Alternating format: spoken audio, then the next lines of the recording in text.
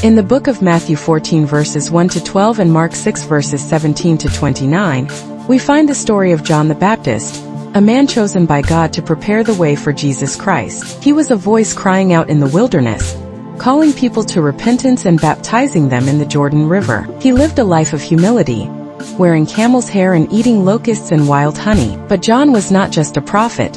He was a fearless messenger who spoke the truth, even to those in power. John's boldness led him into trouble when he confronted King Herod Antipas. Herod had taken Herodias, the wife of his own brother Philip, and married her. It was a sinful and unlawful union, and John did not hesitate to speak against it.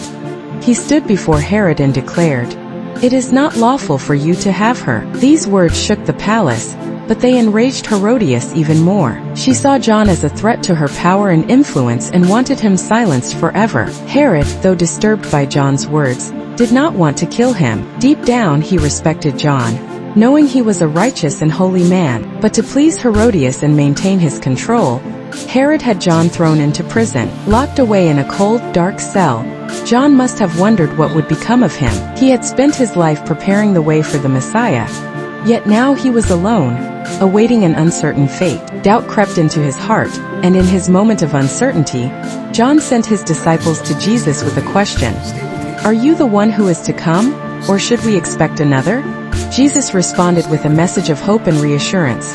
"Go and tell John what you hear and see. The blind receive sight, the lame walk, those who have leprosy are cleansed, the deaf hear, the dead are raised, and the good news is proclaimed to the poor." These words reminded John that his mission had been fulfilled. The Messiah had come, and his suffering was not in vain. Herodias, however, was not satisfied with John simply being in prison. She wanted him dead, and she waited for the perfect moment to strike. That opportunity came during Herod's birthday feast, a grand celebration filled with nobles, military commanders, and influential guests. The palace was filled with laughter, wine, and entertainment. As the night went on, Herodias' daughter Salome performed a captivating dance before Herod and his guests. Her movements pleased the king so much that, in a drunken state, he made a foolish promise: "Ask me for whatever you want, and I will give it to you, up to half my kingdom." Salome, unsure of what to ask for, turned to her mother for guidance. Herodias saw her chance and whispered to her, "Ask for the head of John the Baptist." When Salome made the shocking request, Herod was filled with regret.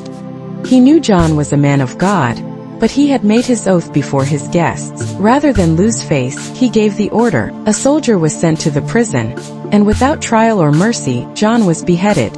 His head was placed on a platter and brought to Herodias, a gruesome trophy of her revenge. John's disciples came and took his body, burying him with great sorrow. The story of John the Baptist is one of courage, truth, and sacrifice. He stood for righteousness, even when it cost him his freedom and his life. His death was not a tragedy but a testament to unwavering faith.